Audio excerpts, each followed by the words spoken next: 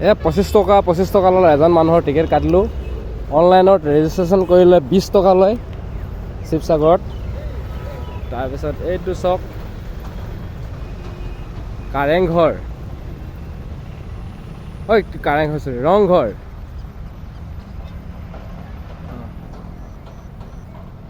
কিবা এটা আছে দেখাই দিছোঁ। বগলীজনীৰ ঠোঁটটো ভাগিলে।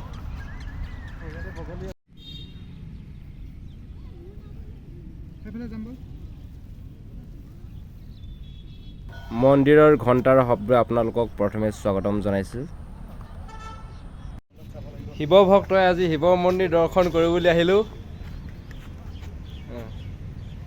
এইটো চাওক মালা চালা ঘৰত থাকি আহিলে, প্ৰসাদ চসাদবিলাক। শিৱ ভক্তই আজি শিৱ দৰ্শন কৰিবলৈ আহিলোঁ মন্দিৰ। ভাং খাই আহিব লাগিছিল।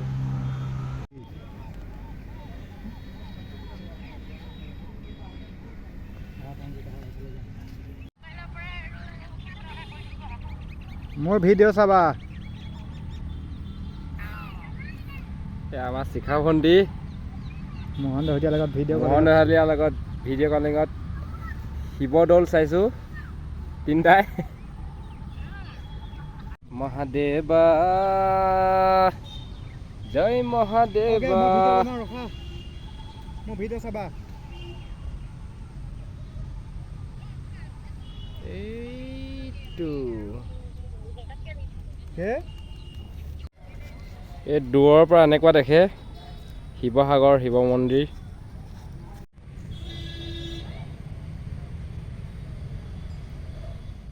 এই ভিডিঅ'টো কেৱল সেইসকল লোকৰ বাবেহে যিসকল দৰ্শকে শিৱদৌলটো আজিলৈকে চাবলৈ অহা নাই তেওঁলোকৰ বাবে।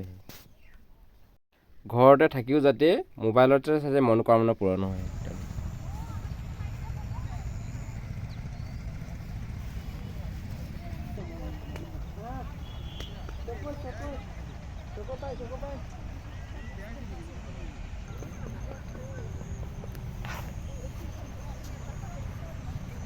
ৰংঘৰ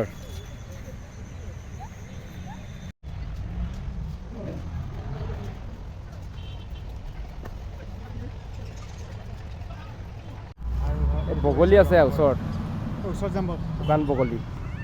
শিৱসাগৰত ৰংঘৰ চাবলৈ আহি এটা নলে গ'লে লগা দুজন বন্ধুও পাইছোঁ। এয়া কেতিয়াবা গ'লে লাগে, কেতিয়াবা নলে গ'লে লগা বন্ধু। এই দুজন নলে গ'লে লগা বন্ধু। এতিয়া গ'লে লাগি আছে।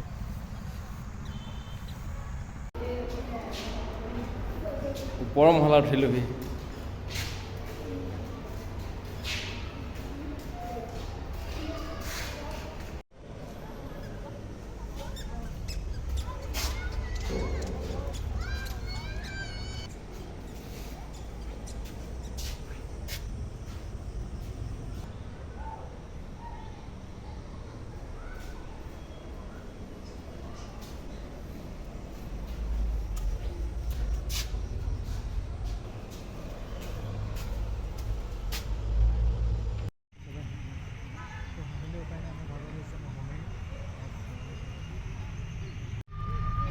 আগৰ দিনত আমৌ গোসাঁই আছিলে, ৰজা আছিলে, কিন্তু এনেকুৱাকৈ বনাই থৈ নগ'ল কাৰণে শিৱসাগৰ যেনেকৈ বনাই থৈ গ'ল তেনেকৈ বনাই থৈ নগ'ল কাৰণে আমি ইয়াত চাবলৈ আহিবলগীয়া হৈছে।